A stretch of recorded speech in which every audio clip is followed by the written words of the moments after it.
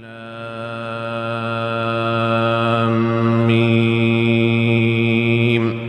ذلك الكتاب لا ريب فيه هدى للمتقين الذين يؤمنون بالغيب ويقيمون الصلاة ومما رزقناهم ينفقون والذين يؤمنون بما أنزل إليك وما أنزل من قبلك وبالآخرة هم يوقنون أولئك على هدى من ربهم وأولئك هم المفلحون إن الذين كفروا سواء عليهم أأنذرتهم أم لم تنذرهم لا يؤمنون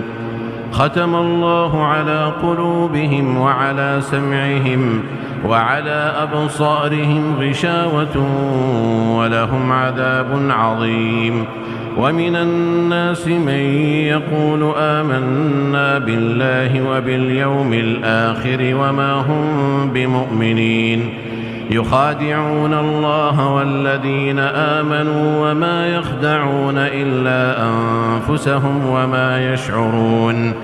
في قلوبهم مرض فزادهم الله مرضا ولهم عذاب أليم بما كانوا يكذبون وإذا قيل لهم لا تفسدوا في الأرض قالوا إنما نحن مصلحون ألا إنهم هم المفسدون ولكن لا يشعرون وإذا قيل لهم آمنوا كما آمن الناس قالوا أنؤمن كما آمن السفهاء ألا إنهم هم السفهاء ولكن لا يعلمون وإذا لقوا الذين آمنوا قالوا آمنا وإذا خلوا إلى شياطينهم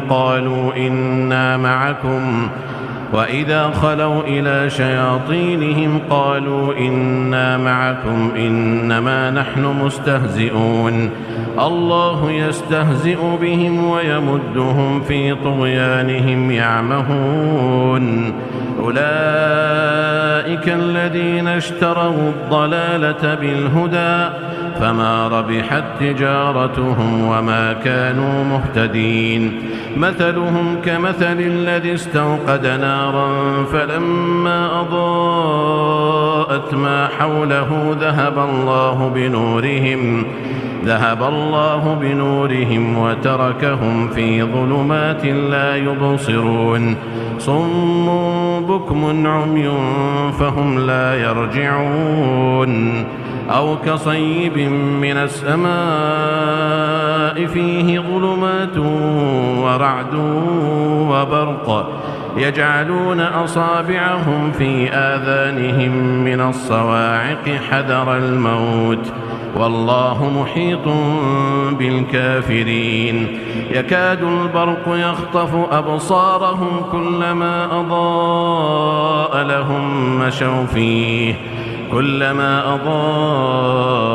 لهم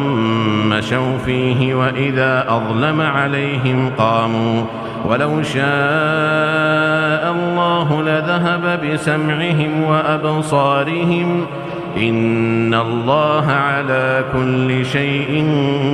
قدير يا أيها الناس اعبدوا ربكم الذي خلقكم والذين من قبلكم لعلكم تتقون الذي جعل لكم الأرض فراشا والسماء بناء وأنزل من السماء ماء فأخرج به من الثمرات رزقا لكم فلا تجعلوا لله أندادا وأنتم تعلمون وإن كنتم في ريب مما نزلنا على عبدنا فأتوا بسورة من مثله وادعوا شهداءكم من دون الله إن كنتم صادقين فإن لم تفعلوا ولن تفعلوا فاتقوا النار التي وقودها الناس والحجارة أعدت للكافرين وبشر الذين آمنوا وعملوا الصالحات أن لهم جنات تجري من تحتها الأنهار كلما رزقوا منها من ثمرة رزقا قالوا هذا الذي رزقنا من قبل وأتوا به متشابها ولهم فيها أزواج مطهرة وهم فيها خالدون إن الله لا يستحيي أن يضرب مثلا ما بعوضة فما فوقها فأما الذين آمنوا فيعلمون أنه الحق من ربهم وأما الذين كفروا فيقولون ماذا أراد الله بهذا مثلا يضل به كثيرا ويهدي به كثيرا وما يضل به إلا الفاسقين الذين ينقضون عهد الله من بعد ميثاقه ويقطعون ما أمر الله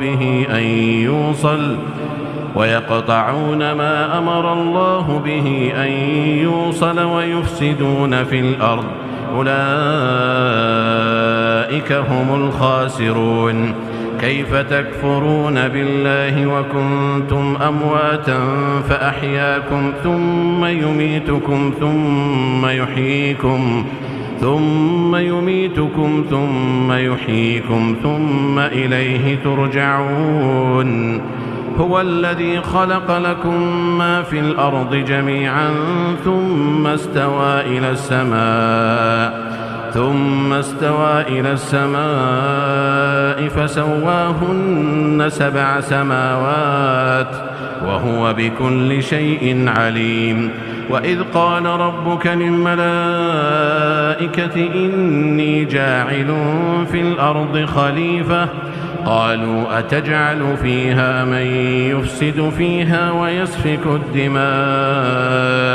قالوا أتجعل فيها من يفسد فيها ويسفك الدماء ونحن نسبح بحمدك ونقدس لك قال إني أعلم ما لا تعلمون وعلم آدم الأسماء كلها ثم عرضهم على الملائكة فقال أنبئوني بأسماء هؤلاء إن كنتم صادقين قالوا سبحانك لا علم لنا إلا ما علمتنا إنك أنت العليم الحكيم قال يا آدم أنبئهم بأسمائهم فلما أنبأهم بأسمائهم قال ألم أقل لكم إني أعلم غيب السماوات والأرض وأعلم ما تبدون وما كنتم تكتمون وإذ قلنا للملائكة اسجدوا لآدم فسجدوا إلا إبليس أبى واستكبر وكان من الكافرين وقلنا يا آدم اسكن أنت وزوجك الجنة وكلا منها رغدا حيث شئتما ولا تقربا هذه الشجرة فتكونا من الظالمين فأزلهما الشيطان عنها فأخرجهما مما كانا فيه وقلنا اهبطوا بعضكم لبعض عدو ولكم في الأرض مستقر ومتاع إلى حين فتلقى آدم من ربه كلمات فتاب عليه إنه هو التواب الرحيم قلنا اهبطوا منها جميعا فإما يأتينكم مني هدى فمن تبع هداي فلا خوف عليهم ولا هم يحزنون والذين كفروا وكذبوا بآياتنا أولئك أصحاب النار هم فيها خالدون. يا بني إسرائيل اذكروا نعمتي التي أنعمت عليكم وأوفوا بعهدي أوف بعهدكم وإياي فارهبون. وآمنوا بما أنزلت مصدقا لما معكم ولا تكونوا أول كافر به ولا تشتروا بآياتي ثمنا قليلا وإياي فاتقون. ولا تلبسوا الحق بالباطل وتكتموا الحق وأنتم تعلمون. وأقيموا الصلاة وآتوا الزكاة واركعوا مع الراكعين. أتأمرون الناس بالبر وتنسون أنفسكم وأنتم تتلون الكتاب أفلا تعقلون. واستعينوا بالصبر والصلاة وإنها لكبيرة إلا على الخاشعين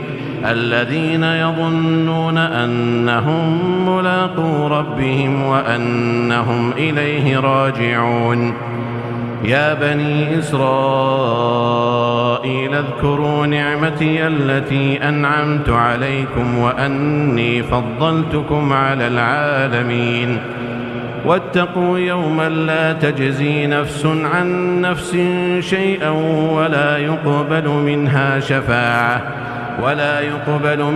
شفاعة ولا يؤخذ منها عدل ولا هم ينصرون. وإذ نجيناكم من آل فرعون يسومونكم سوء العذاب يذبحون أبناءكم ويستحيون نساءكم وفي ذلكم بلاء من ربكم عظيم. وإذ فرقنا بكم البحر فأنجيناكم وأغرقنا آل فرعون وأنتم تنظرون. وإذ واعدنا موسى 40 ليلة ثم اتخذتم العجل من بعده وأنتم ظالمون ثم عفونا عنكم من بعد ذلك لعلكم تشكرون. وإذ آتينا موسى الكتاب والفرقان لعلكم تهتدون.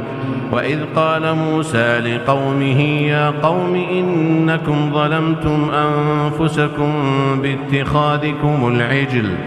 فتوبوا إلى بارئكم فاقتلوا أنفسكم ذلكم خير لكم عند بارئكم فتاب عليكم إنه هو التواب الرحيم. وإذ قلتم يا موسى لن نؤمن لك حتى نرى الله جهرة فأخذتكم الصاعقة وأنتم تنظرون ثم بعثناكم من بعد موتكم لعلكم تشكرون. وظللنا عليكم الغمام وأنزلنا عليكم المن والسلوى كلوا من طيبات ما رزقناكم وما ظلمونا ولكن كانوا أنفسهم يظلمون. وإذ قلنا ادخلوا هذه القرية فكلوا منها حيث شئتم رغدا وادخلوا الباب سجدا وقولوا حطة نغفر لكم خطاياكم وسنزيد المحسنين. فبدل الذين ظلموا قولا غير الذي قيل لهم فأنزلنا على الذين ظلموا رجزا من السماء بما كانوا يفسقون. وإذ استسقى موسى لقومه فقلنا اضرب بعصاك الحجر فانفجرت منه 12 عينا قد علم كل أناس مشربهم كلوا واشربوا من رزق الله ولا تعثوا في الأرض مفسدين. وإذ قلتم يا موسى لن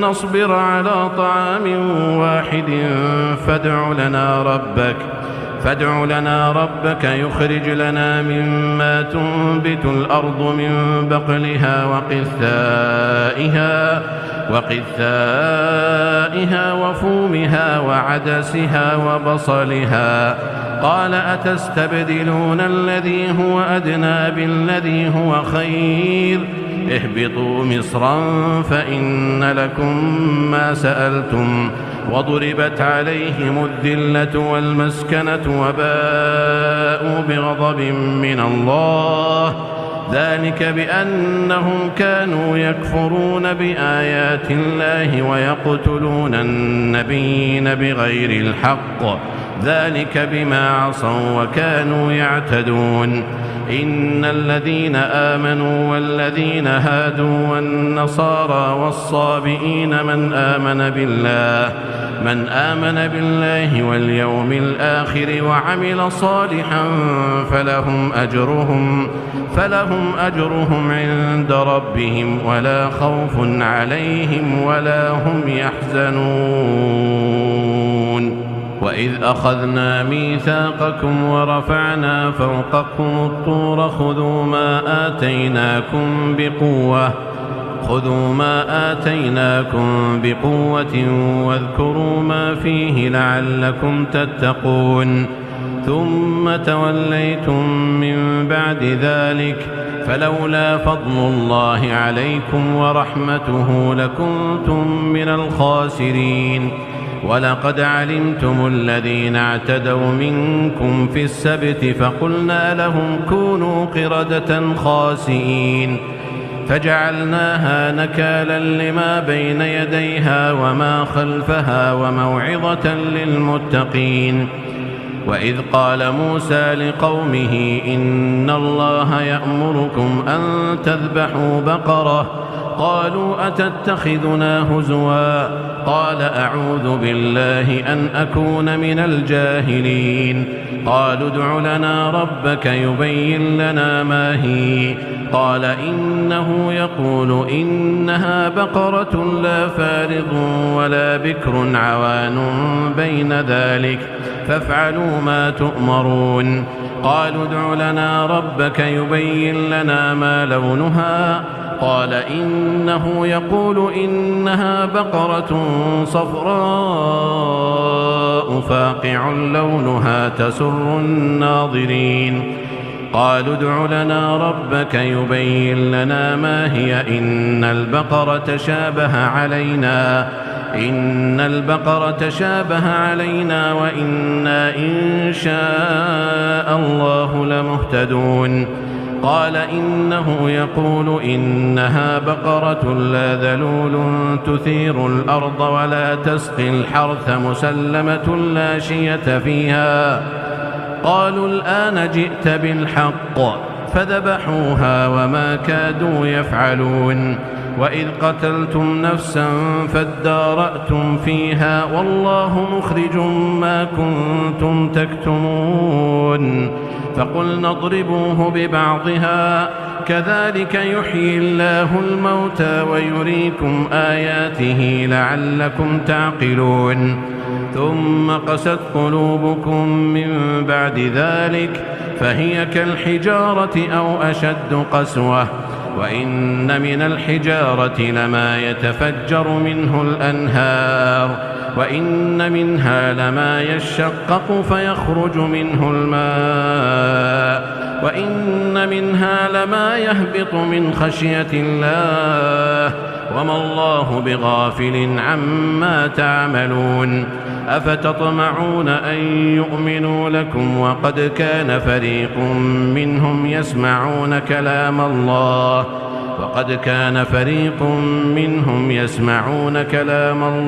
ثم يحرفونه من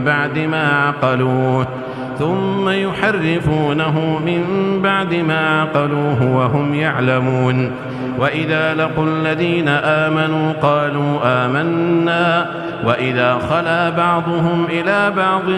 قالوا أتحدثونهم بما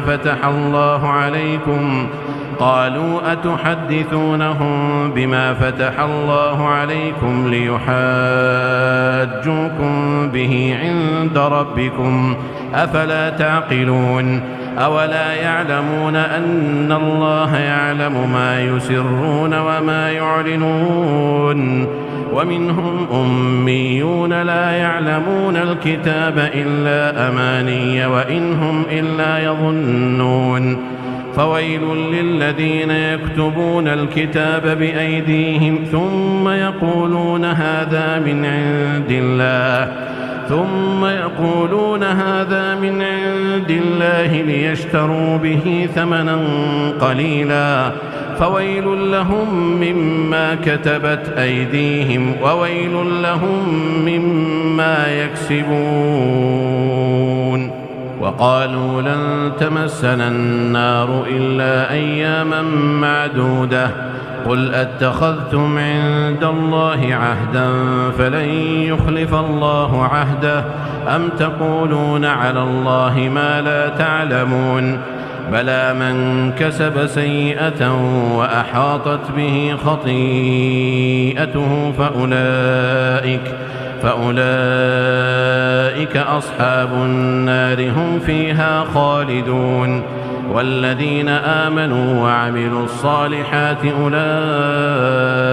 أصحاب الجنة هم فيها خالدون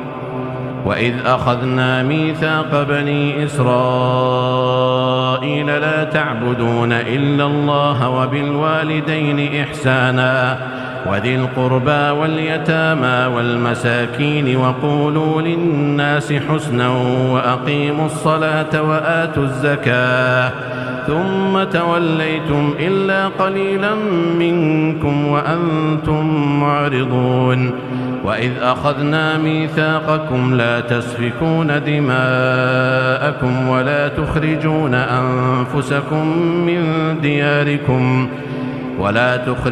أنفسكم من دياركم ثم أقررتم وأنتم تشهدون ثم أنتم هؤلاء تقتلون أنفسكم وتخرجون فريقا منكم من ديارهم تظاهرون عليهم بالإثم والعدوان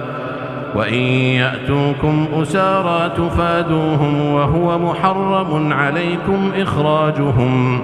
أفتؤمنون ببعض الكتاب وتكفرون ببعض فما جزاء من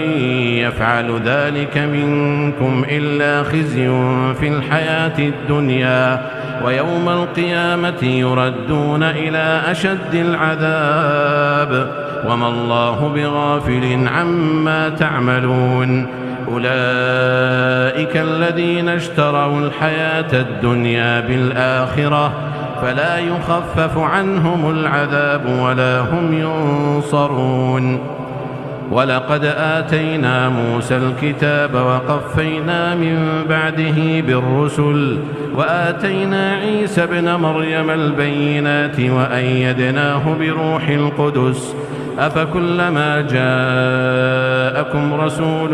بما لا تهوى أنفسكم استكبرتم ففريقا كذبتم وفريقا تقتلون وقالوا قلوبنا غلف بل لعنهم الله بكفرهم فقليلا ما يؤمنون ولما جاءهم كتاب من عند الله مصدق لما معهم وكانوا من قبل يستفتحون على الذين كفروا فلما جاءهم ما عرفوا كفروا به فلعنة الله على الكافرين بئس ما اشتروا به أنفسهم أن يكفروا بما أنزل الله بغيا أن ينزل الله من فضله على من يشاء من عباده فباءوا بغضب على غضب وللكافرين عذاب مهين وإذا قيل لهم آمنوا بما أنزل الله قالوا نؤمن بما أنزل علينا ويكفرون بما وراءه وهو الحق مصدقا لما معهم قل فلم تقتلون أنبياء الله من قبل إن كنتم مؤمنين ولقد جاءكم موسى بالبينات ثم اتخذتم العجل من بعده وأنتم ظالمون وإذ أخذنا ميثاقكم ورفعنا فوقكم الطور خذوا ما آتيناكم بقوة واسمعوا قالوا سمعنا وعصينا وأشربوا في قلوبهم العجل بكفرهم قل بئس ما يأمركم به إيمانكم إن كنتم مؤمنين قل إن كانت لكم الدار الآخرة عند الله خالصة من دون الناس فتمنوا الموت إن كنتم صادقين ولن يتمنوه أبدا بما قدمت أيديهم والله عليم بالظالمين ولتجدنهم أحرص الناس على حياة ومن الذين أشركوا يود أحدهم لو يعمر 1000 سنة وما هو بمزحزحه من العذاب أن يعمر والله بصير بما يعملون قل من كان عدوا لجبريل فإنه نزله على قلبك بإذن الله مصدقا لما بين يديه وهدى وبشرى للمؤمنين من كان عدوا لله وملائكته ورسله وجبريل وميكال فإن الله عدو للكافرين ولقد أنزلنا إليك آيات بينات وما يكفر بها إلا الفاسقون أوكلما عاهدوا عهدا نبذه فريق منهم بل أكثرهم لا يؤمنون ولما جاءهم رسول من عند الله مصدق لما معهم نبذ فريق من الذين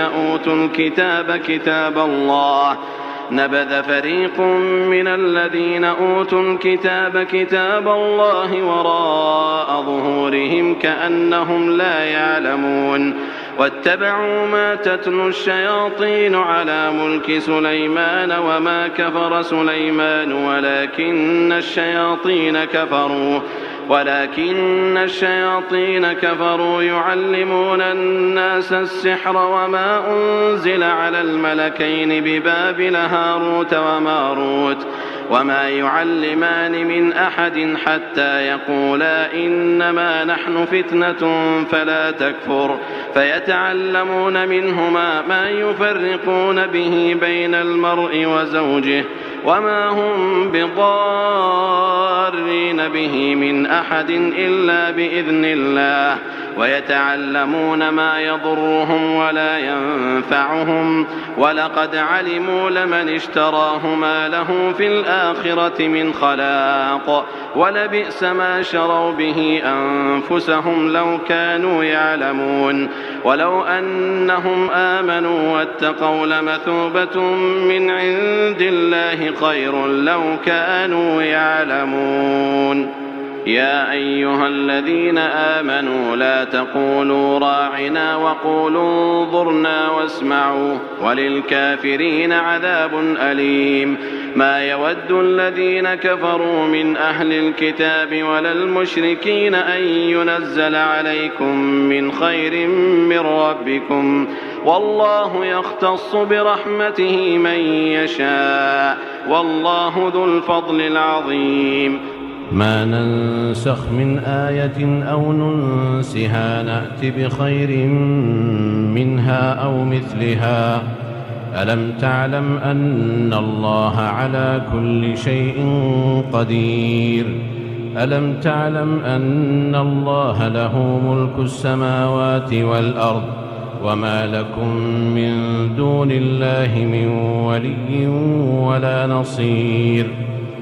أم تريدون أن تسألوا رسولكم كما سئل موسى من قبل ومن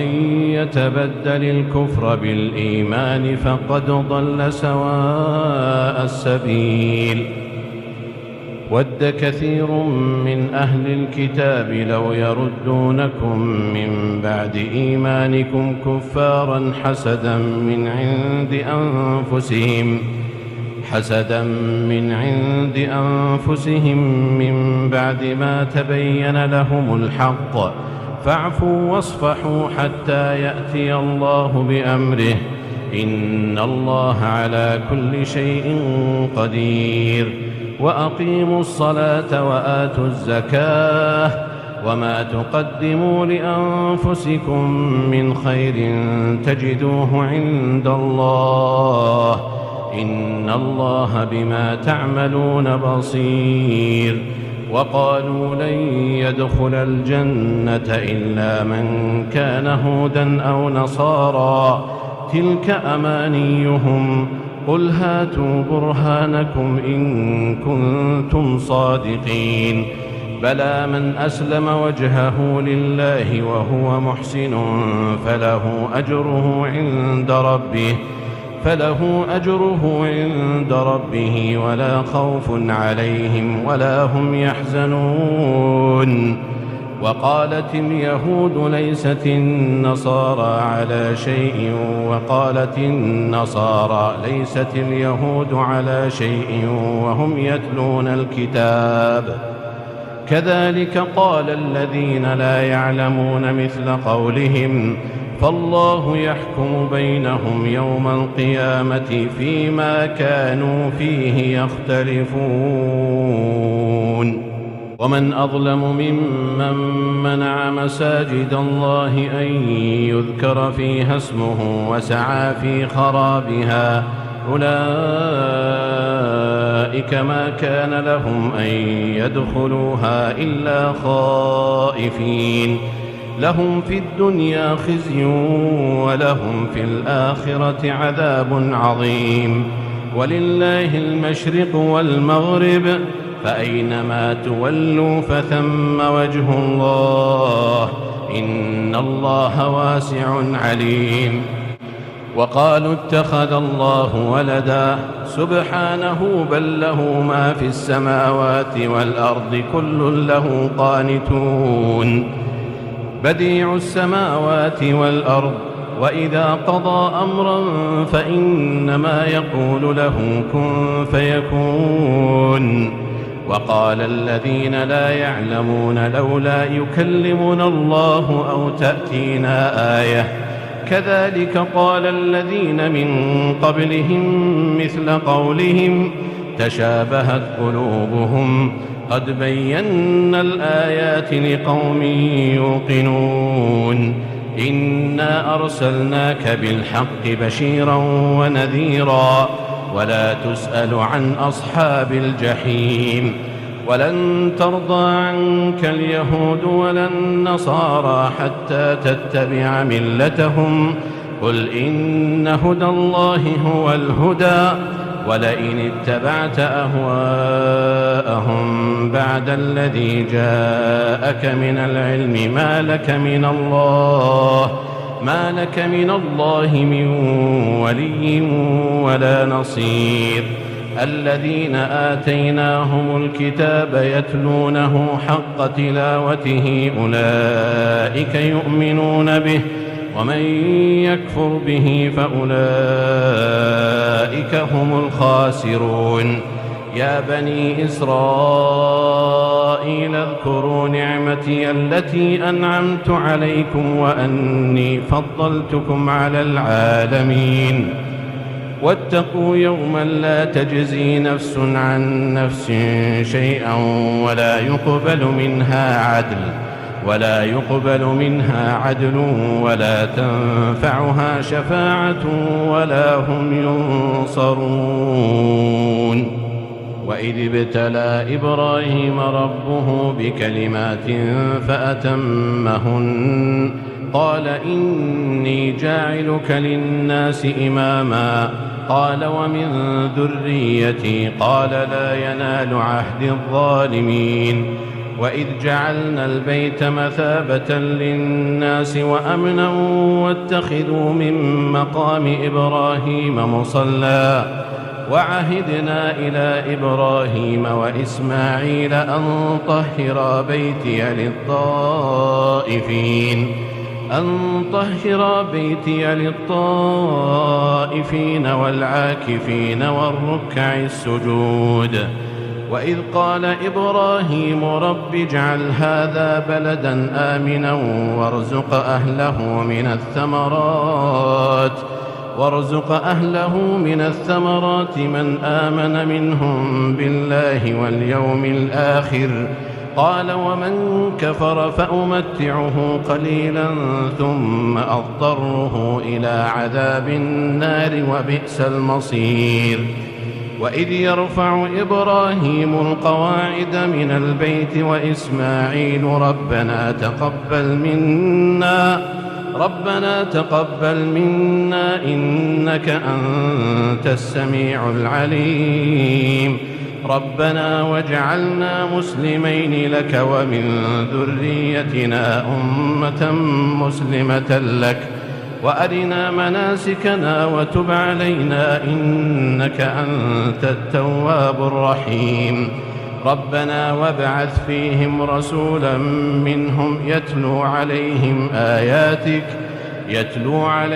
آياتك ويعلمهم الكتاب والحكمة ويزكيهم إنك أنت العزيز الحكيم. ومن يرغب عن ملة إبراهيم إلا من سفه نفسه ولقد اصطفيناه في الدنيا وإنه في الآخرة لمن الصالحين. إذ قال له ربه أسلم قال أسلمت لرب العالمين. ووصى بها إبراهيم بنيه ويعقوب يا بني إن الله اصطفى لكم الدين فلا تموتن إلا وأنتم مسلمون.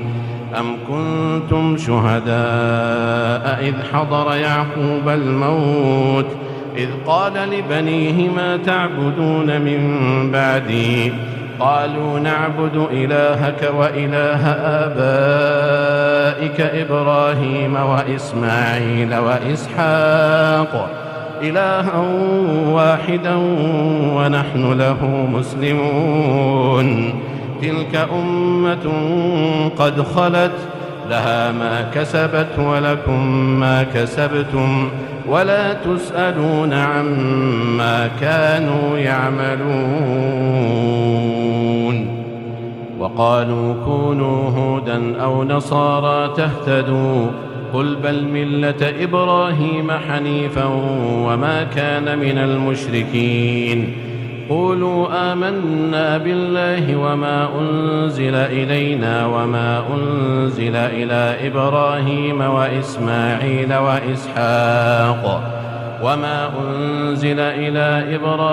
وإسماعيل وإسحاق ويعقوب والأسباط وما أوتي موسى وعيسى وما أوتي النبيون من ربهم لا نفرق بين أحد منهم ونحن له مسلمون. فإن آمنوا بمثل ما آمنتم به فقد اهتدوا وإن تولوا فإنما هم في شقاق فسيكفيكهم الله وهو السميع العليم. صبغة الله ومن أحسن من الله صبغة ونحن له عابدون. قل أتحاجوننا في الله وهو ربنا وربكم ولنا أعمالنا ولكم أعمالكم ونحن له مخلصون. أم تقولون إن إبراهيم وإسماعيل وإسحاق ويعقوب والأسباط كانوا هودا أو نصارى قل أأنتم أعلم أم الله ومن أظلم ممن كتم شهادة عنده من الله وما الله بغافل عما تعملون تلك أمة قد خلت لها ما كسبت ولكم ما كسبتم ولا تسألون عما كانوا يعملون سيقول السفهاء من الناس ما ولاهم عن قبلتهم التي كانوا عليها قل لله المشرق والمغرب يهدي من يشاء إلى صراط مستقيم وكذلك جعلناكم أمة وسطا لتكونوا شهداء على الناس ويكون الرسول عليكم شهيدا وما جعلنا القبلة التي كنت عليها إلا لنعلم من يتبع الرسول ممن ينقلب على عقبيه وإن كانت لكبيرة إلا على الذين هدى الله وما كان الله ليضيع إيمانكم إن الله بالناس لرؤوف رحيم قد نرى تقلب وجهك في السماء فلنولينك قبلة ترضاها فول وجهك شطر المسجد الحرام وحيث ما كنتم فولوا وجوهكم شطره وإن الذين أوتوا الكتاب ليعلمون أنه الحق من ربهم وما الله بغافل عما يعملون ولئن أتيت الذين أوتوا الكتاب بكل آية ما تبعوا قبلتك وما أنت بتابع قبلتهم وما بعضهم بتابع قبلة بعض ولئن اتبعت أهواءهم من بعد ما جاءك من العلم إنك إذا لمن الظالمين الذين آتيناهم الكتاب يعرفونه كما يعرفون أبناءهم وإن فريقا منهم ليكتمون الحق وهم يعلمون الحق من ربك فلا تكونن من الممترين ولكل وجهة هو موليها فاستبقوا الخيرات أينما تكونوا يأت بكم الله جميعا إن الله على كل شيء قدير ومن حيث خرجت فول وجهك شطر المسجد الحرام وإنه للحق من ربك وما الله بغافل عما تعملون ومن حيث خرجت فول وجهك شطر المسجد الحرام وحيث ما كنتم فولوا وجوهكم شطره لئلا يكون للناس عليكم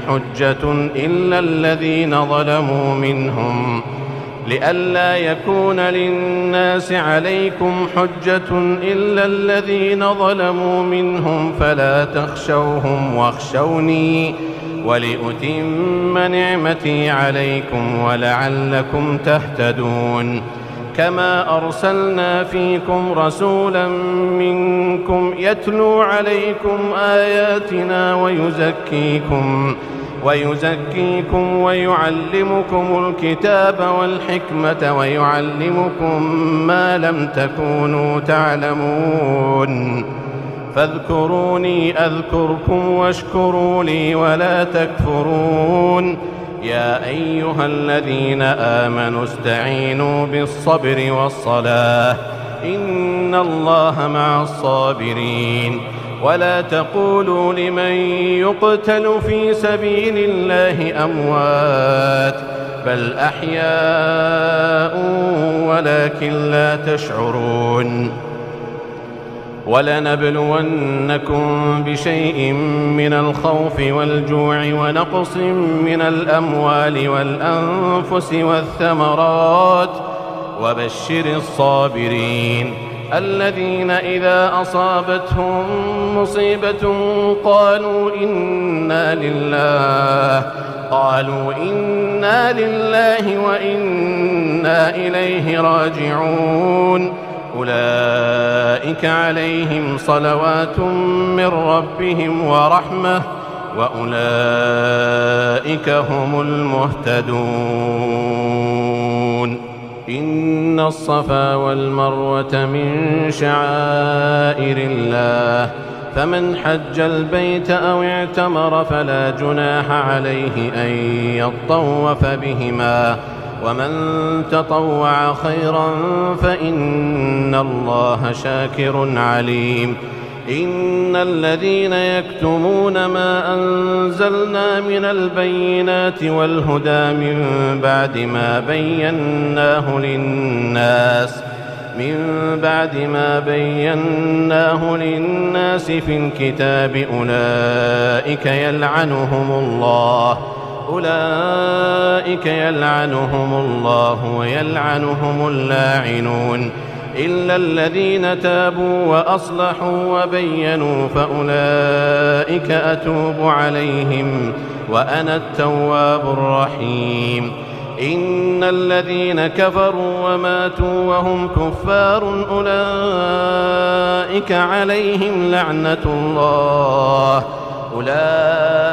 عليهم لعنة الله والملائكة والناس أجمعين خالدين فيها لا يخفف عنهم العذاب ولا هم ينظرون وإلهكم إله واحد لا إله إلا هو الرحمن الرحيم إن في خلق السماوات والأرض واختلاف الليل والنهار والفلك التي تجري في البحر بما ينفع الناس وما أنزل الله من السماء من ماء فأحيا به الأرض بعد موتها وبث فيها من كل دابة وتصريف الرياح والسحاب المسخر بين السماء والأرض لآيات لقوم يعقلون ومن الناس من يتخذ من دون الله أندادا يحبونهم كحب الله والذين آمنوا أشد حبا لله ولو يرى الذين ظلموا إذ يرون العذاب أن القوة لله جميعا وأن الله شديد العذاب إذ تبرأ الذين اتبعوا من الذين اتبعوا ورأوا العذاب وتقطعت بهم الأسباب وقال الذين اتبعوا لو أن لنا كرة فنتبرأ منهم كما تبرأوا منا كذلك يريهم الله أعمالهم حسرات عليهم وما هم بخارجين من النار يا أيها الناس كلوا مما في الأرض حلالا طيبا ولا تتبعوا خطوات الشيطان إنه لكم عدو مبين إنما يأمركم بالسوء والفحشاء وأن تقولوا على الله ما لا تعلمون وإذا قيل لهم اتبعوا ما أنزل الله قالوا بل نتبع ما ألفينا عليه آباءنا أولو كان آباؤهم لا يعقلون شيئا ولا يهتدون ومثل الذين كفروا كمثل الذي ينعق بما لا يسمع إلا دعاء ونداء صم بكم عمي فهم لا يعقلون يا أيها الذين آمنوا كلوا من طيبات ما رزقناكم واشكروا لله إن كنتم إياه تعبدون إنما حرم عليكم الميتة والدم ولحم الخنزير وما أهل به لغير الله، فمن اضطر غير باغ ولا عاد فلا إثم عليه، إن الله غفور رحيم. إن الذين يكتمون ما أنزل الله من الكتاب ويشترون به ثمنا قليلا أولئك ما يأكلون في بطونهم إلا النار، ولا يكلمهم الله يوم القيامة ولا يزكيهم ولهم عذاب أليم. أولئك الذين اشتروا الضلالة بالهدى والعذاب بالمغفرة، فما أصبرهم على النار، ذلك بأن الله نزل الكتاب بالحق، وإن الذين اختلفوا في الكتاب لفي شقاق بعيد. ليس البر أن تولوا وجوهكم قبل المشرق والمغرب، ولكن البر من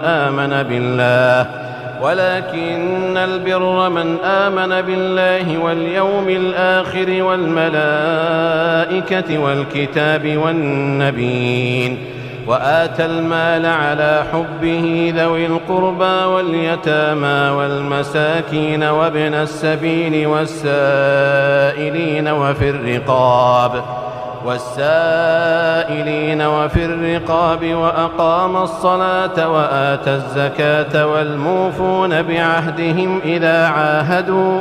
والصابرين في البأساء والضراء وحين البأس، أولئك الذين صدقوا وأولئك هم المتقون. يا أيها الذين آمنوا كتب عليكم القصاص في القتلى، الحر بالحر والعبد بالعبد والأنثى بالأنثى، فمن عفي له من أخيه شيء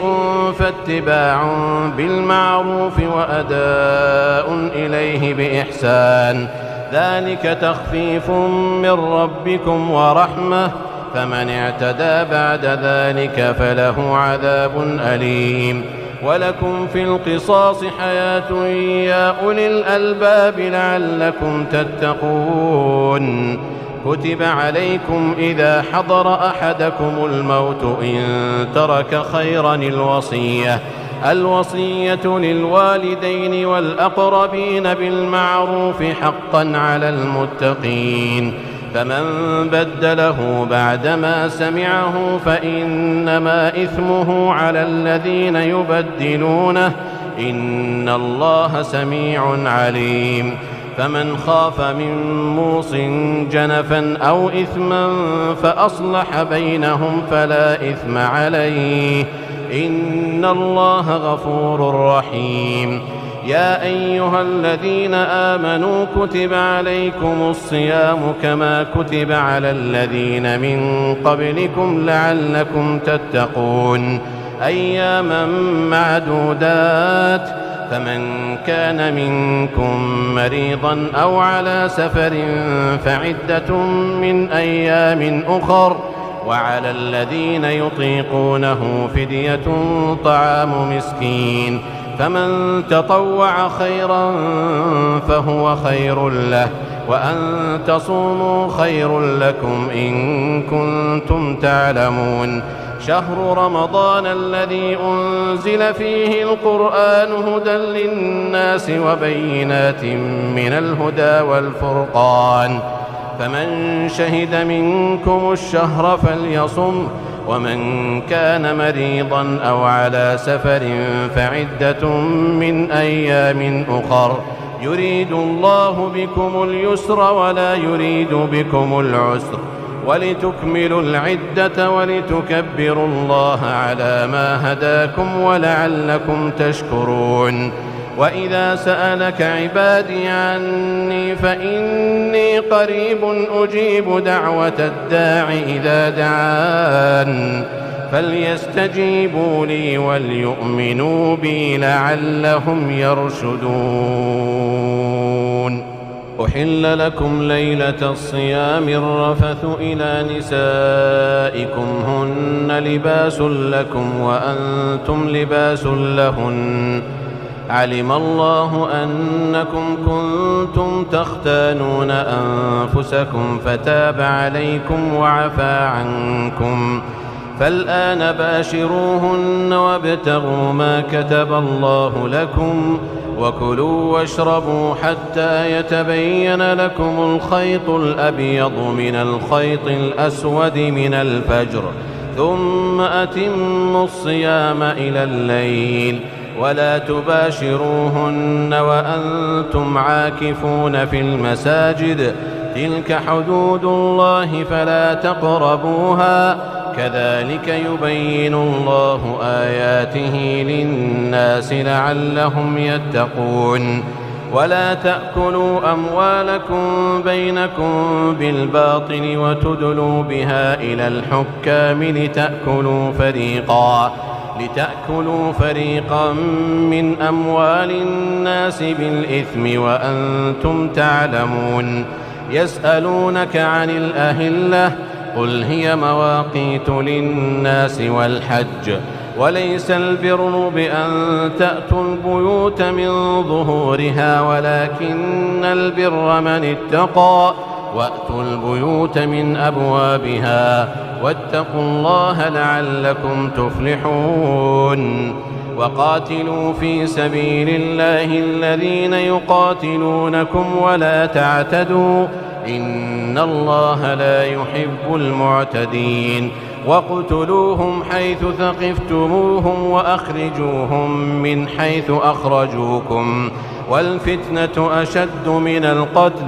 ولا تقاتلوهم عند المسجد الحرام حتى يقاتلوكم فيه فإن قاتلوكم فاقتلوهم كذلك جزاء الكافرين فإن انتهوا فإن الله غفور رحيم وقاتلوهم حتى لا تكون فتنة ويكون الدين لله فإن انتهوا فلا عدوان إلا على الظالمين الشهر الحرام بالشهر الحرام والحرمات قصاص فمن اعتدى عليكم فاعتدوا عليه بمثل ما اعتدى عليكم واتقوا الله واعلموا أن الله مع المتقين وأنفقوا في سبيل الله ولا تلقوا بأيديكم إلى التهلكة وأحسنوا إن الله يحب المحسنين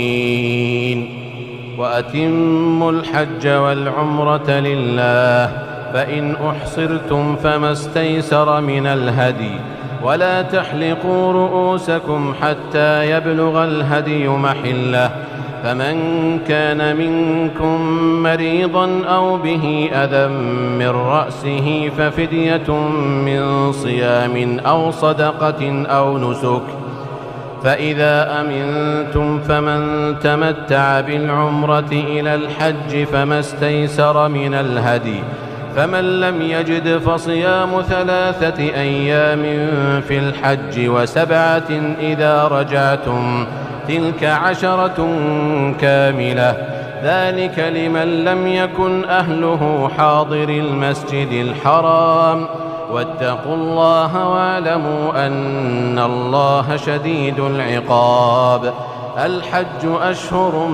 معلومات فمن فرض فيهن الحج فلا رفث ولا فسوق ولا جدال في الحج وما تفعلوا من خير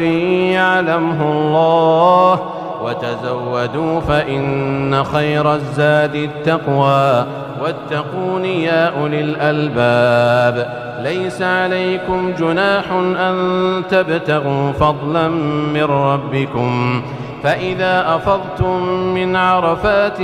فاذكروا الله عند المشعر الحرام واذكروه كما هداكم وإن كنتم من قبله لمن الضالين ثم أفيضوا من حيث أفاض الناس واستغفروا الله إن الله غفور رحيم. فإذا قضيتم مناسككم فاذكروا الله كذكركم آباءكم أو أشد ذكرا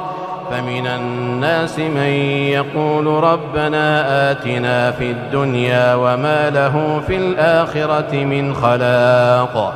ومنهم من يقول ربنا آتنا في الدنيا حسنة وفي الآخرة حسنة وقنا عذاب النار أولئك لهم نصيب مما كسبوا والله سريع الحساب. واذكروا الله في أيام معدودات فمن تعجل في يومين فلا إثم عليه ومن تأخر فلا إثم عليه لمن اتقى واتقوا الله واعلموا أنكم إليه تحشرون.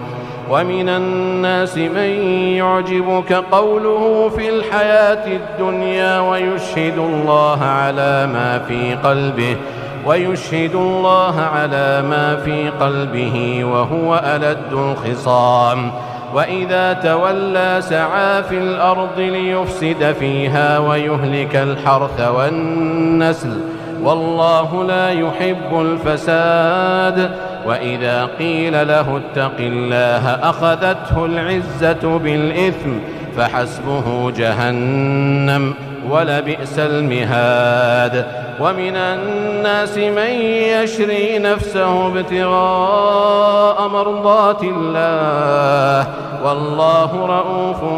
بالعباد. يا أيها الذين آمنوا ادخلوا في السلم كافة ولا تتبعوا خطوات الشيطان إنه لكم عدو مبين. فإن زللتم من بعد ما جاءتكم البينات فاعلموا أن الله عزيز حكيم. هل ينظرون إلا أن يأتيهم الله في ظلل من الغمام والملائكة وقضي الأمر وإلى الله ترجع الأمور. سل بني إسرائيل كم آتيناهم من آية بينة ومن يبدل نعمة الله من بعد ما جاءته فإن الله شديد العقاب. زين للذين كفروا الحياة الدنيا ويسخرون من الذين آمنوا والذين اتقوا فوقهم يوم القيامة والله يرزق من يشاء بغير حساب. كان الناس أمة واحدة فبعث الله النبيين مبشرين ومنذرين وأنزل معهم الكتاب بالحق ليحكم بين الناس فيما اختلفوا فيه وما اختلف فيه إلا الذين أوتوه من بعد ما جاءتهم البينات بغيا بينهم فهدى الله الذين آمنوا لما اختلفوا فيه من الحق بإذنه والله يهدي من يشاء إلى صراط مستقيم. أم حسبتم أن تدخلوا الجنة ولما يأتكم مثل الذين خلوا من قبلكم مستهم البأساء والضراء وزلزلوا حتى يقول الرسول والذين آمنوا معه متى نصر الله ألا إن نصر الله قريب. يسألونك ماذا ينفقون قل ما أنفقتم من خير فللوالدين والأقربين واليتامى والمساكين وابن السبيل وما تفعلوا من خير فإن الله به عليم. كتب عليكم القتال وهو كره لكم وعسى أن تكرهوا شيئا وهو خير لكم وعسى أن تحبوا شيئا وهو شر لكم والله يعلم وأنتم لا تعلمون يسألونك عن الشهر الحرام قتال فيه قل قتال فيه كبير وصد عن سبيل الله وكفر به والمسجد الحرام وإخراج أهله منه أكبر عند الله والفتنة أكبر من القتل ولا يزالون يقاتلونكم حتى يردوكم عن دينكم إن استطاعوا ومن يرتدد منكم عن دينه فيمت وهو كافر فأولئك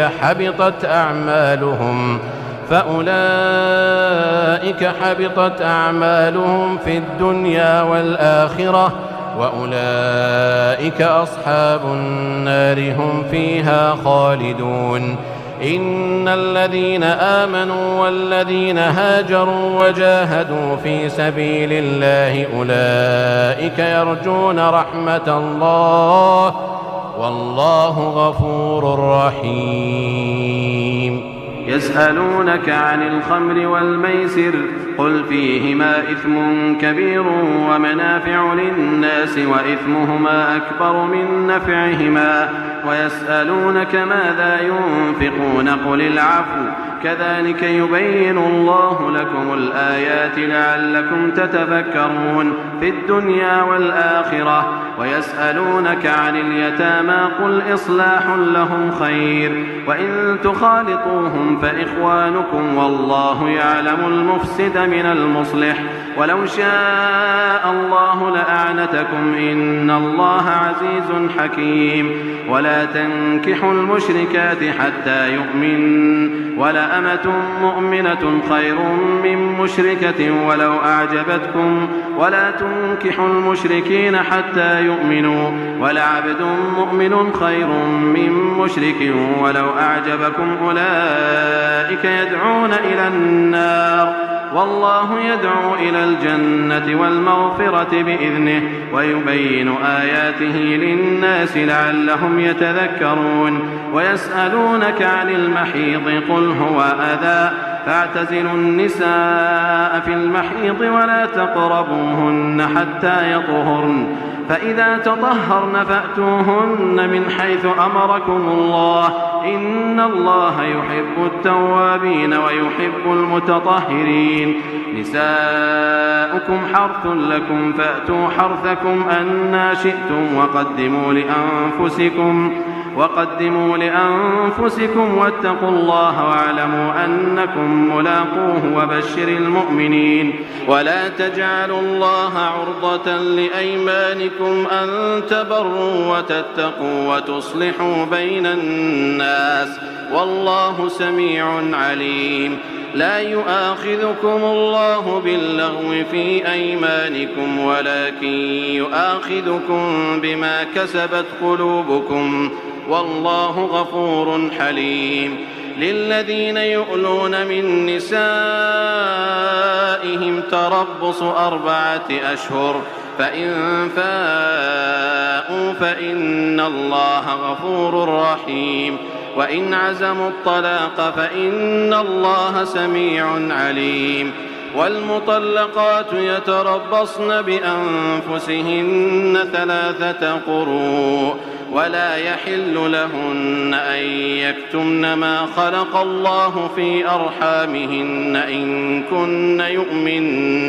إن كن يؤمن بالله واليوم الآخر وبعولتهن أحق بردهن في ذلك إن أرادوا إصلاحا ولهن مثل الذي عليهن بالمعروف وللرجال عليهن درجة والله عزيز حكيم الطلاق 2 فإمساك بمعروف أو تسريح بإحسان ولا يحل لكم أن تأخذوا مما آتيتموهن شيئا إلا أن يخافا ألا يقيما حدود الله، فإن خفتم ألا يقيما حدود الله فلا جناح عليهما فيما افتدت به، تلك حدود الله فلا تعتدوها، ومن يتعد حدود الله فأولئك هم الظالمون.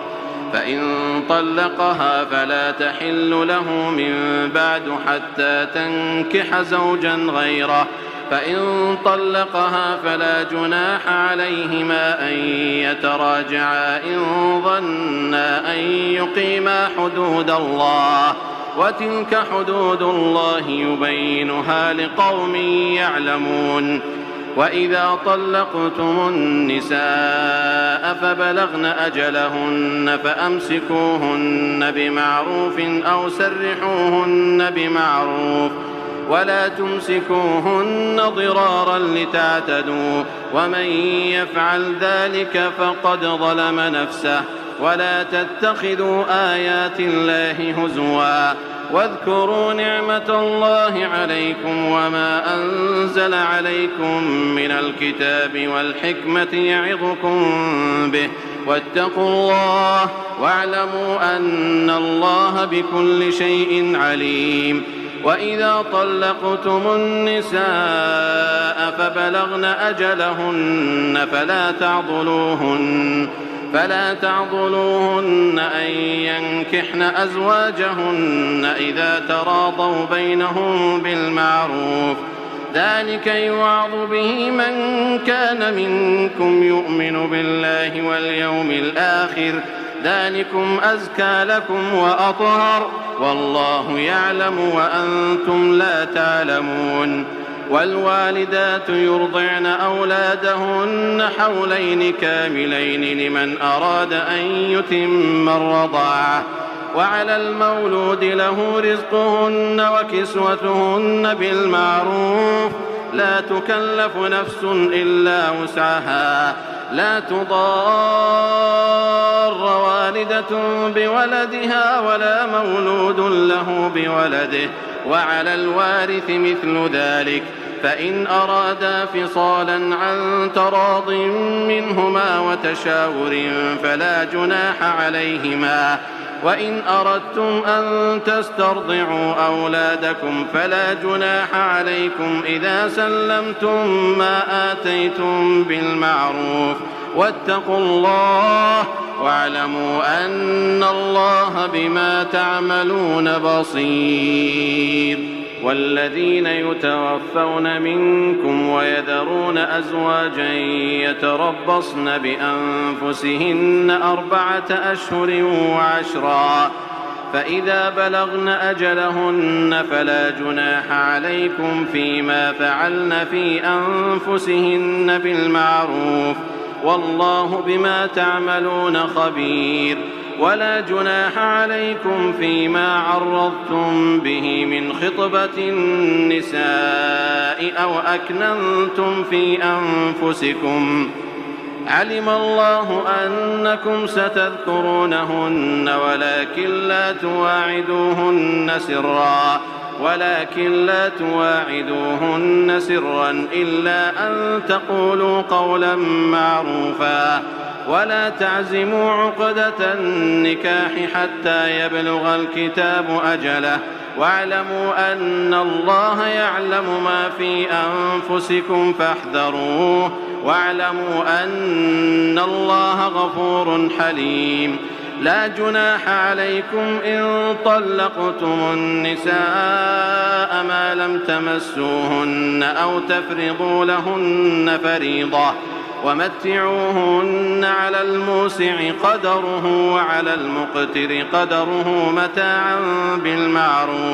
متاعا بالمعروف حقا على المحسنين. وإن طلقتموهن من قبل أن تمسوهن وقد فرضتم لهن فريضة فنصف ما فرضتم إلا أن يعفون، إلا أن يعفون أو يعفو الذي بيده عقدة النكاح، وأن تعفوا أقرب للتقوى، ولا تنسوا الفضل بينكم، إن الله بما تعملون بصير. حافظوا على الصلوات والصلاة الوسطى وقوموا لله قانتين. فإن خفتم فرجالا أو ركبانا، فإذا أمنتم فاذكروا الله كما علمكم ما لم تكونوا تعلمون. والذين يتوفون منكم ويذرون أزواجا وصية لأزواجهم متاعا إلى الحول غير إخراج، فإن خرجن فلا جناح عليكم فيما فعلن في أنفسهن من معروف، والله عزيز حكيم. وللمطلقات متاع بالمعروف حقا على المتقين، كذلك يبين الله لكم آياته لعلكم تعقلون. ألم تر إلى الذين خرجوا من ديارهم وهم ألوف حذر الموت فقال لهم الله موتوا ثم أحياهم، إن الله لذو فضل على الناس ولكن أكثر الناس لا يشكرون. وقاتلوا في سبيل الله واعلموا أن الله سميع عليم. من ذا الذي يقرض الله قرضا حسنا فيضاعفه له أضعافا كثيرة، والله يقبض ويبسط وإليه ترجعون. ألم تر إلى الملأ من بني إسرائيل من بعد موسى إذ قالوا لنبي له ابعث لنا ملكا نقاتل في سبيل الله، قال هل عسيتم إن كتب عليكم القتال ألا تقاتلوا؟ قالوا وما لنا ألا نقاتل في سبيل الله وقد أخرجنا من ديارنا وأبنائنا، فلما كتب عليهم القتال تولوا إلا قليلا منهم، والله عليم بالظالمين. وقال لهم نبيهم إن الله قد بعث لكم طالوت ملكا، قالوا أنى يكون له الملك علينا ونحن أحق بالملك منه ولم يؤت سعة من المال، قال إن الله اصطفاه عليكم وزاده بسطة في العلم والجسم، والله يؤتي ملكه من يشاء، والله واسع عليم. وقال لهم نبيهم إن آية ملكه أن يأتيكم التابوت فيه سكينة من ربكم وبقية مما ترك آل موسى وآل هارون تحمله الملائكة، إن في ذلك لآية لكم إن كنتم مؤمنين. فلما فصل طالوت بالجنود قال إن الله مبتليكم بنهر، فمن شرب منه فليس مني ومن لم يطعمه فإنه مني إلا من اغترف غرفة بيده، فشربوا منه إلا قليلا منهم. فلما جاوزه هو والذين آمنوا معه قالوا لا طاقة لنا اليوم بجالوت وجنوده، قال الذين يظنون أنهم ملاقو الله كم من فئة قليلة غلبت فئة كثيرة بإذن الله، والله مع الصابرين. ولما برزوا لجالوت وجنوده قالوا ربنا أفرغ علينا صبرا وثبت أقدامنا وانصرنا على القوم الكافرين، فهزموهم بإذن الله. وقتل داود جالوت وآتاه الله الملك والحكمة وعلمه مما يشاء، ولولا دفع الله الناس بعضهم ببعض لفسدت الأرض، ولكن الله ذو فضل على العالمين. تلك آيات الله نتلوها عليك بالحق، وإنك لمن المرسلين. تلك الرسل فضلنا بعضهم على بعض منهم من كلم الله ورفع بعضهم درجات وآتينا عيسى ابن مريم البينات وأيدناه بروح القدس ولو شاء الله ما اقتتل الذين من بعدهم من بعد ما جاءتهم البينات ولكن اختلفوا فمنهم من آمن ومنهم من كفر ولو شاء الله ما اقتتلوا ولكن الله يفعل ما يريد. يا أيها الذين آمنوا أنفقوا مما رزقناكم من قبل أن يأتي يوم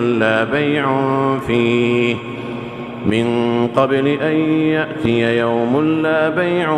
فيه ولا خلة ولا شفاعة والكافرون هم الظالمون. الله لا إله إلا هو الحي القيوم لا تأخذه سنة ولا نوم له ما في السماوات وما في الأرض من ذا الذي يشفع عنده إلا بإذنه يعلم ما بين أيديهم وما خلفهم ولا يحيطون بشيء من علمه إلا بما شاء وسع كرسيه السماوات والأرض ولا يؤوده حفظهما وهو العلي العظيم. لا إكراه في الدين قد تبين الرشد من الغي فمن يكفر بالطاغوت ويؤمن بالله فقد استمسك بالعروة الوثقى لا انفصام لها والله سميع عليم. الله ولي الذين آمنوا يخرجهم من الظلمات إلى النور والذين كفروا أولياؤهم الطاغوت يخرجونهم من النور إلى الظلمات أولئك أصحاب النار هم فيها خالدون. ألم تر إلى الذي حاج إبراهيم في ربه أن آتاه الله الملك إذ قال إبراهيم ربي الذي يحيي ويميت قال أنا أحيي وأميت قال إبراهيم فإن الله يأتي بالشمس من المشرق فأت بها من المغرب فبهت الذي كفر والله لا يهدي القوم الظالمين. أو كالذي مر على قرية وهي خاوية على عروشها قال أنى يحيي هذه الله بعد موتها فأماته الله 100 عام ثم بعثه قال كم لبثت قال لبثت يوما قال كم لبثت قال لبثت يوما أو بعض يوم قال بل لبثت 100 عام فانظر إلى طعامك وشرابك لم يتسنه وانظر إلى حمارك ولنجعلك آية للناس وانظر إلى العظام كيف ننشزها ثم نكسوها لحما فلما تبين له قال أعلم أن الله على كل شيء قدير. وإذ قال إبراهيم رب أرني كيف تحيي الموتى قال أولم تؤمن قال بلى ولكن ليطمئن قلبي قال فخذ 4 من الطير فصرهن إليك ثم اجعل على كل جبل منهن جزءا ثم ادعهن يأتينك سعيا واعلم أن الله عزيز حكيم. مثل الذين ينفقون أموالهم في سبيل الله كمثل حبة أنبتت 7 سنابل كمثل حبة أنبتت 7 سنابل في كل سنبلة 100 حبة والله يضاعف لمن يشاء والله واسع عليم. الذين ينفقون أموالهم في سبيل الله ثم لا يتبعون ما أنفقوا منا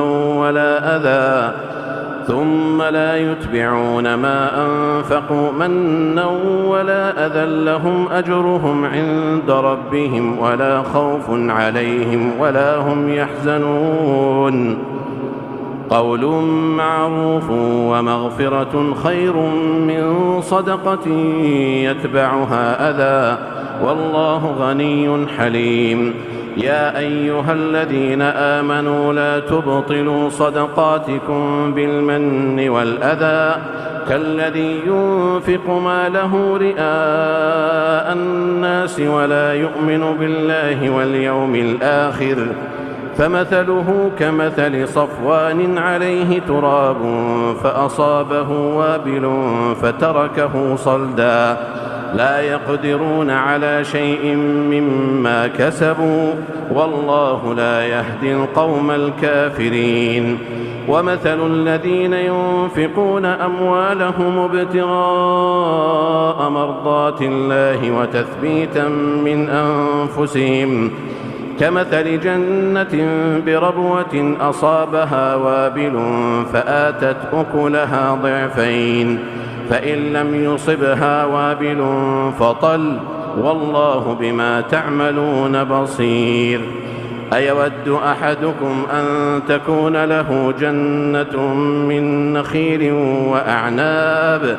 تجري من تحتها الأنهار له فيها من كل الثمرات وأصابه الكبر وله ذرية ضعفاء فأصابها إعصار فيه نار فاحترقت كذلك يبين الله لكم الآيات لعلكم تتفكرون. يا أيها الذين آمنوا أنفقوا من طيبات ما كسبتم ومما أخرجنا لكم من الأرض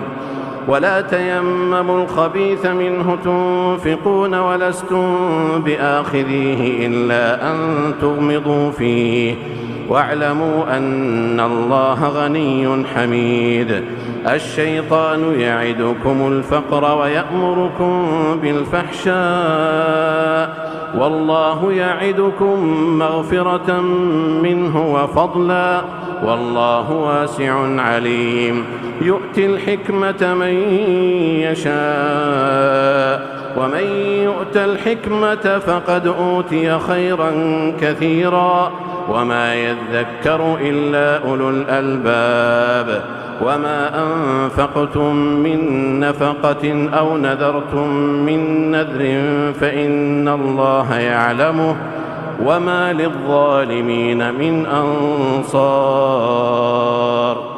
إن تبدوا الصدقات فنعما هي وإن تخفوها وتؤتوها الفقراء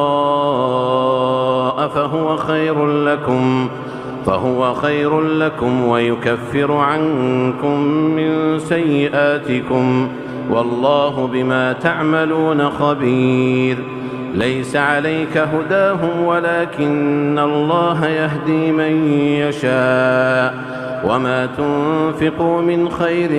فلأنفسكم وما تنفقون إلا ابتغاء وجه الله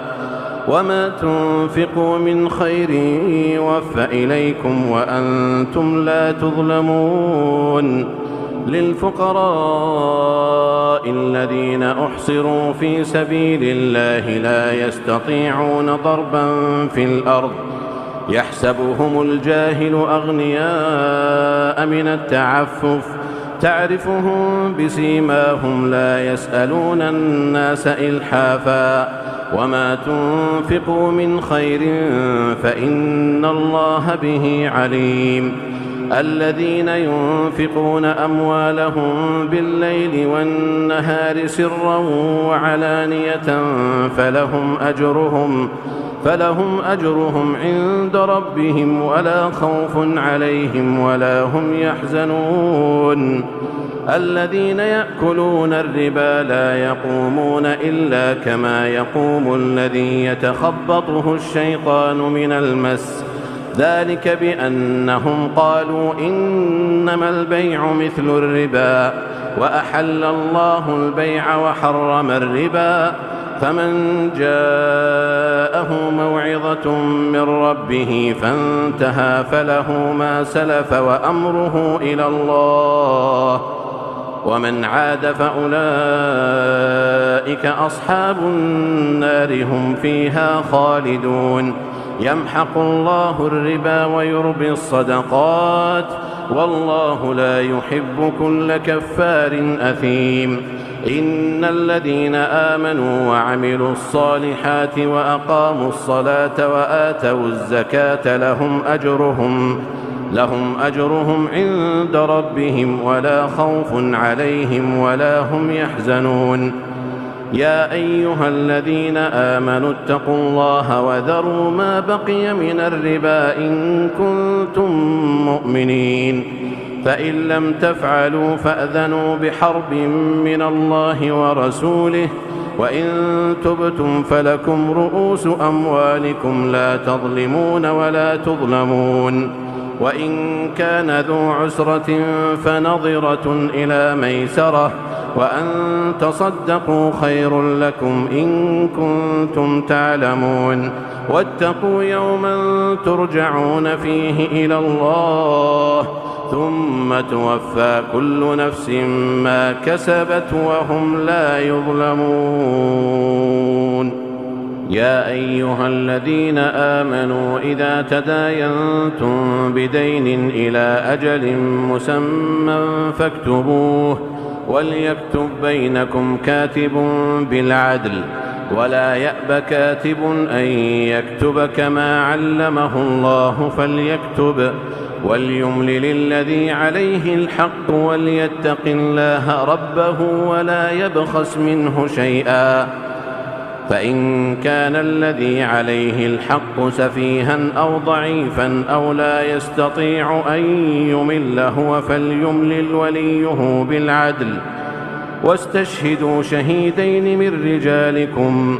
فإن لم يكونا رجلين فرجل وامرأتان ممن ترضون من الشهداء أن تضل إحداهما فتذكر إحداهما الأخرى،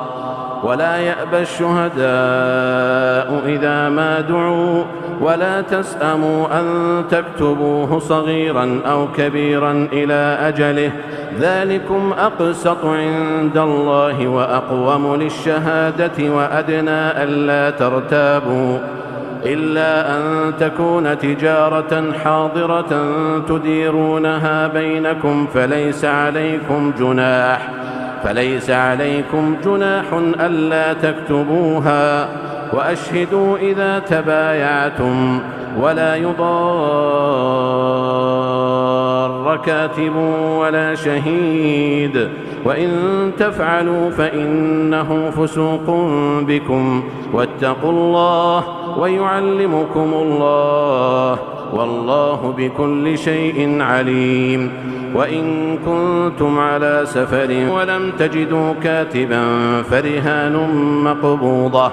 فإن أمن بعضكم بعضا فليؤدي الذي اؤتمن أمانته وليتق الله ربه ولا تكتموا الشهادة، ومن يكتمها فإنه آثم قلبه، والله بما تعملون عليم. لله ما في السماوات وما في الأرض، وإن تبدوا ما في أنفسكم أو تخفوه يحاسبكم به الله، فيغفر لمن يشاء ويعذب من يشاء، والله على كل شيء قدير. آمن الرسول بما أنزل إليه من ربه والمؤمنون، كل آمن بالله وملائكته وكتبه ورسله لا نفرق بين أحد من رسله وقالوا سمعنا وأطعنا غفرانك ربنا وإليك المصير لا يكلف الله نفسا إلا وسعها لها ما كسبت وعليها ما اكتسبت ربنا لا تؤاخذنا إن نسينا أو أخطأنا ربنا ولا تحمل علينا إصرا كما حملته على الذين من قبلنا ربنا ولا تحملنا ما لا طاقة لنا به واعف عنا واغفر لنا وارحمنا أنت مولانا فانصرنا على القوم الكافرين.